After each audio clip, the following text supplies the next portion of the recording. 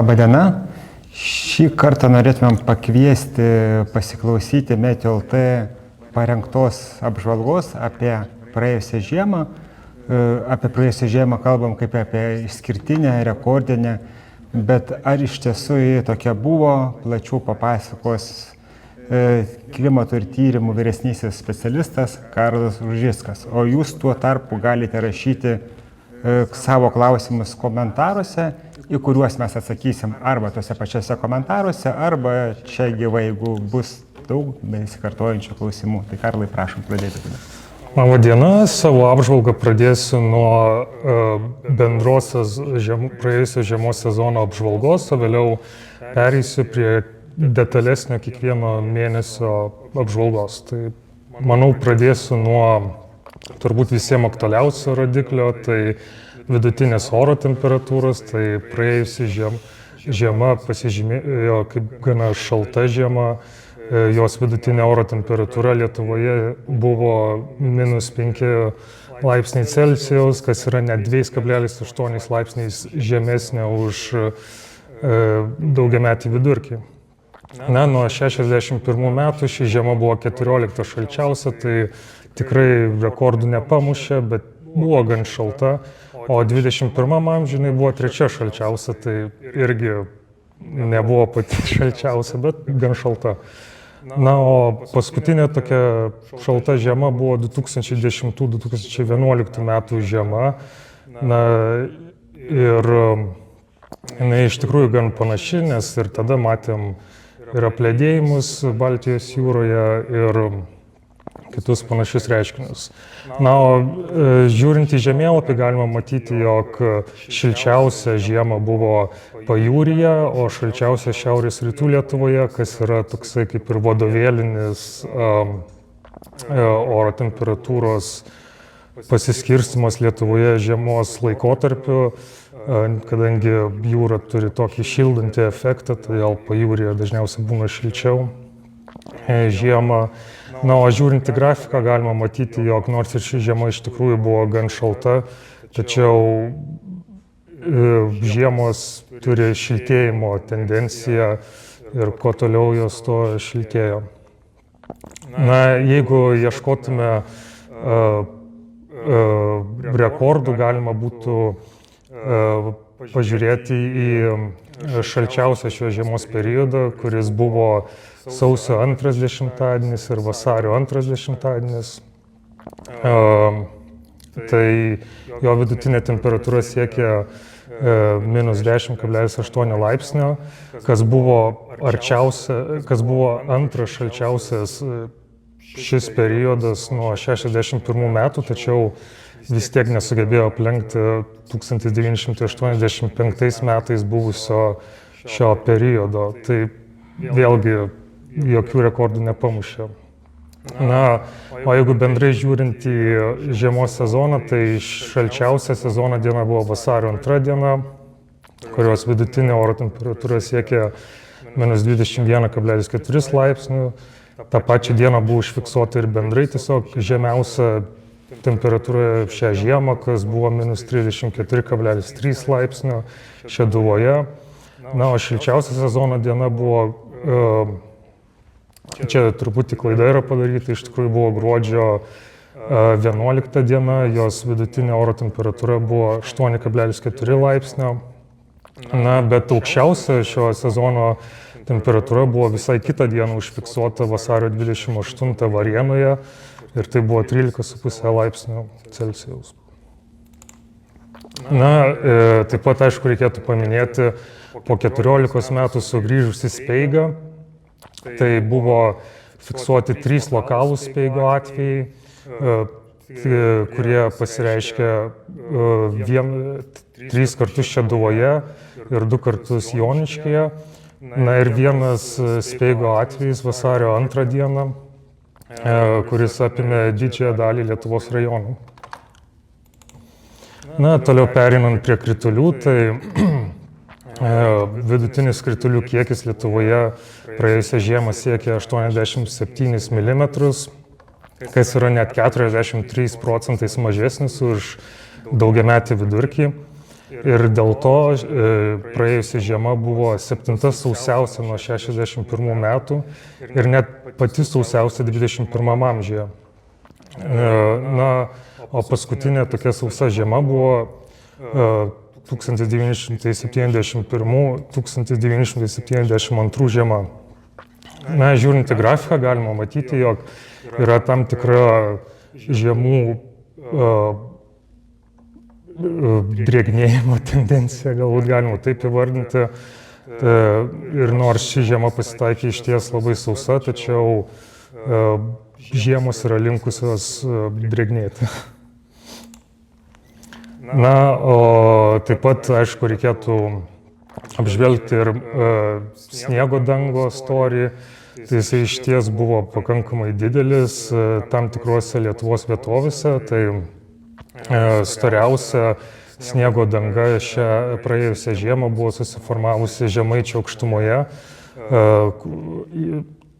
jeigu tiksliau Laukuvoje, ir ten jinai siekia net 66 cm. Na, o ploniausia buvo susiformavusi pietvakarių Lietuvoje ir jinai siekia tik tai 16-18 cm. Na ir aišku, tai yra dėl to, didžiąja dalimi dėl to, nes tiesiog pietvakarių Lietuva gavo mažiau kritulių negu Žemaičių aukštuma.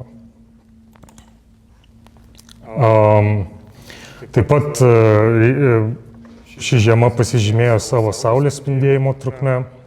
Tai vidutinė saulės spindėjimo trukmė Lietuvoje siekia net 202 valandas.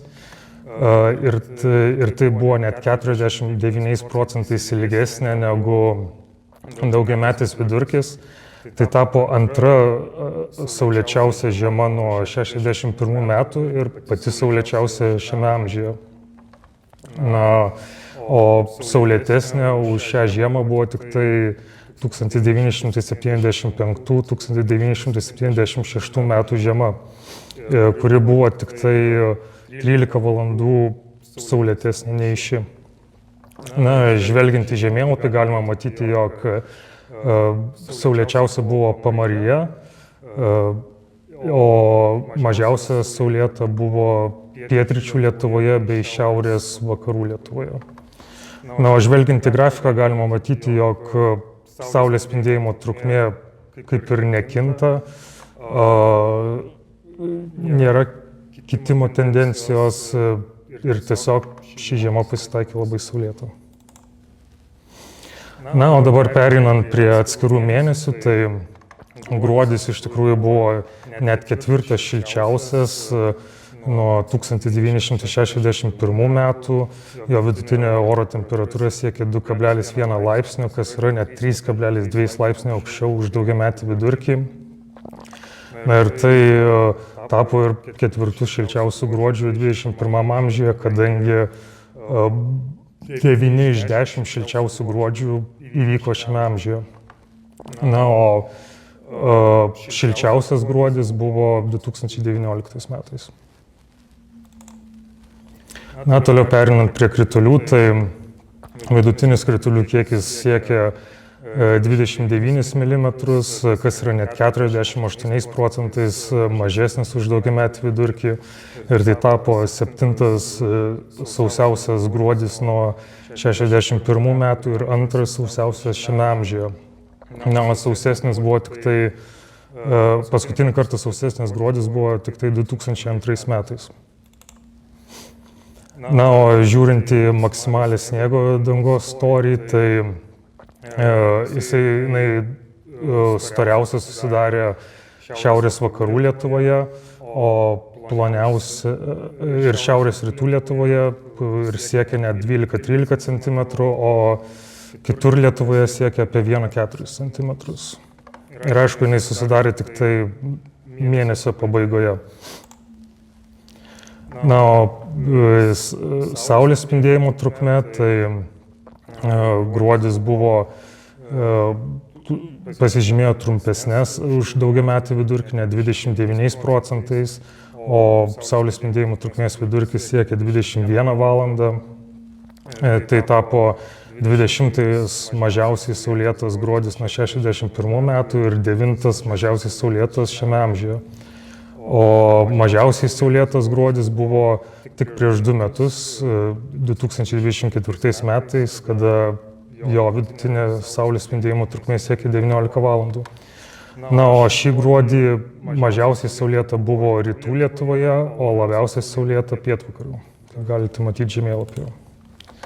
Na, toliau pereinant prie sausio, tai jo vidutinė oro temperatūra buvo labai žema, jinai siekė -9,2 laipsnio, kas yra net 6,3 laipsniai žemesnė už daugiametį vidurkį. Tai tapo 7 šalčiausias sausis nuo 61 ir net 2 šalčiausias šiame amžiuje, kas tikrai 21 amžiuje yra gan įspūdinga. Ir paskutinis šaltesnis gruodis buvo tik tai 2010 metais, kurio vidutinė oro temperatūra buvo 1,1 laipsnių žemesnė nei šį gruodį. Na, o toliau perinant prie kritulių, tai vidutinis kritulių kiekis Lietuvoje siekia 35 mm ir jisai buvo 35% mažesnis už daugiametį vidurkį. Šis sausis tapo 16 sausiausias nuo 61 metų ir 3 sausiausias šiame amžiuje, o sausesnis buvo 2010 metų gruodis. Na ir galima matyti, jog daugiausia kritulių iškrito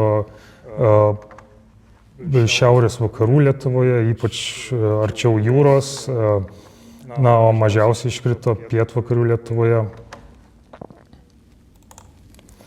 Na, toliau pereinant prie sniego dangos, tai čia jau jinai susidarė daug storesnė negu gruodį. Tai sausį storiausia sniego danga buvo susidariusi Žemaičių aukštumoje iki 46 cm, o ploniausia pietvakarių Lietuvoje ir ten siekia tik tai 8-15 cm. Ir nemaža dalim dėl to, kad tiesiog sausį pietvakarių Lietuvoje iškrito daug mažiau kritulių. Na, o toliau pereinant prie saulės spindėjimo trukmės, tai vidutinė saulės spindėjimo trukmė Lietuvoje siekia net 76 valandas ir tai yra net 88% ilgesnė už daugiametį vidurkį. Todėl šis sausis tapo antras saulėčiausias sausis nuo 61 metų ir antras saulėčiausias šiame amžiuje. O saulėtesnis buvo tik tai 2014 metų sausis, kurio saulės spindėjimo trukmė buvo vos 3 valandom ilgesnė. Na, o žvelgiant į žemėlapį galima matyti, jog saulė ilgiausiai spindėjo Pamaryje bei Kuršių Nerijoje, o taip pat šiaurės rytų Lietuvoje, o trumpiausiai spindėjo šiaurės vakarų Lietuvoje. Na ir toliau pereinant prie vasario, tai jo vidutinė oro temperatūra buvo taip pat labai žema ir siekė -7,9 laipsnio, kas yra net 5,4 laipsnio žemesnė už daugiametį vidurkį. Na ir ką čia įdomaus galima matyti šiame žemėlapyje, tai kad oro temperatūra yra pasiskirsčiusi labiau nuo pietų į šiaurę.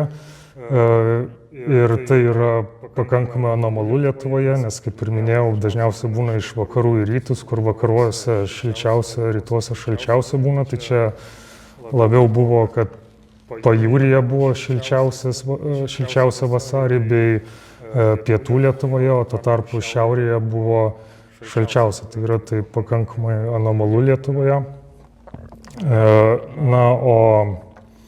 Na ir šis vasaris tapo 8 šalčiausias nuo 61 metų ir net 2 šalčiausias šiame amžiuje, o šaltesnis buvo 2012 vasaris lygiai 1 laipsniu.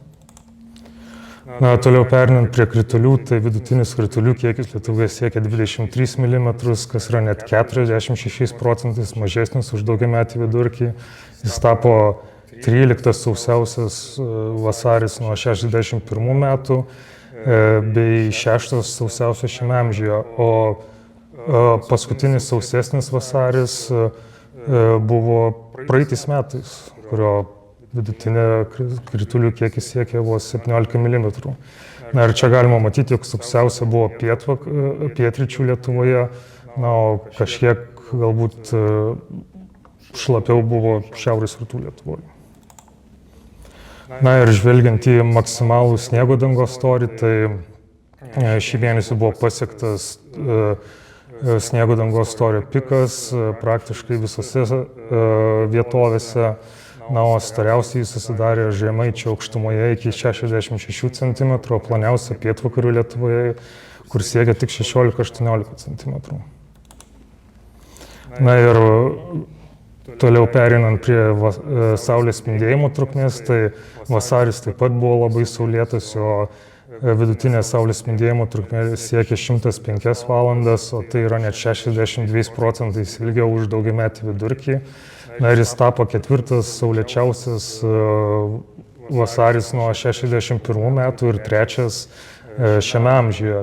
O paskutinis saulėtesnis vasaris buvo 2021 metais, kai jo vidutinė saulės spindėjimo trukmė siekia 108 valandas. Na ir daugiausia saulė spindėjo vakarų Lietuvoje bei šiaurės rytų Lietuvoje, o mažiausia pietų Lietuvoje. Na ir galų gale perinant prie rekordų, tai vis dėlto šią žiemą buvo užfiksuoti rekordai, tačiau, kaip nekeista, tik pusė jų buvo šalčio rekordai, kita pusė buvo šilumos. Na tai 2 šilumos rekordai buvo užfiksuoti gruodžio mėnesį, tai yra gruodžio 10 ir 11 dieną. Na ir dar vienas buvo užfiksuotas vasarį, paskutinę vasario dieną. Kad vasarį buvo užfiksuotas šilumos rekordas iš tikrųjų yra keista, nes vasarį taip pat buvo užfiksuoti ir visi šalčio 3 rekordai šią žiemą. Ir jo, tai parodo, kad tiesiog vasaris buvo labai kontrastingas. Na ir tai būtų tiek šiai žiemos apžvalgai, tai aš dar tik tai norėčiau pasakyti, kad vertėtų užsukti į Meteo.lt svetainę, klimato skiltį apžvalgas paspausti ir ten galėsite matyti tiek šią sezono apžvalgą, tiek visas kitų laikotarpio apžvalgas ir jos ten patikimos daug detaliau nei šiame pristatyme. Tai tiek. Dabar gal, jeigu turite klausimų, tai gal Donatas. Tai matant dabar keletą klausimų, tai ar dar nusimato sniego kovo ar balandį, tai žvelgiant vėlgi tokias eksperimentinės kovo mėnesio prognozes, tai kovas numatomas net daugiau, šiek tiek daugiau negu 3 laipsnių šiltesnis negu įprastai pas mus būna. Ta šilumą jaučiame jau ir dabar, tikrai, kuri yra neįprastai, ypatingai po tokios šaltos žiemos vasario, tai turime laikotarpį, dabar jau kur kas šiltesnį negu įprastai ir jis dar nusimato toliau šiltesnis negu įprastai. Tai tokio ištisinio ir pastovaus sniego tikrai ne. Atskirų dienų gali būti visokių, vėlgi, pas mus orai permainingi, atskirų dienų gali pasitaikyti, bet kol kas, žiūrint iš šios dienos, bent jau artimiausias 4 savaitės į priekį, sniego ar didelio šalčio sugrįžtant nenusimato. Dėl ežerų storio, kaip ir atsakė, bet iš tikrųjų šiemet ir ežerų ledo storis buvo pakankamai didelis, daugelį ežerų, sakykime, viršijo 30-40 cm, kas paskutiniam žiemom jau yra neįprasta. Dėl įšalo buvo irgi klausimas, tai iš tiesų susidariusi sniego danga neleido susidaryti labai storam įšalui ir giliam. Tai kadangi pradžioje, sakykime, gausiai pasnigo jau sausio pradžioje ir paskui pradėjo šalti, dėl to buvo išvengta kažkokio labai didelio įšalo. Ir vėlgi, iš tiesų tai palengvina dabar, kokią mes turim pereinamąjį laikotarpį, pradėjo sniegas po truputį tirpti, be kritulių didelių, būdavo naktis minusinė temperatūra, diena pliusas, tirpimas buvo palaipsnis, tai tikrai padėjo išvengti tokios kritinės situacijos, kada labai didelis vandens kiekis dėl tirpstančio sniego, dėl įšalusios žemės patenka į upes.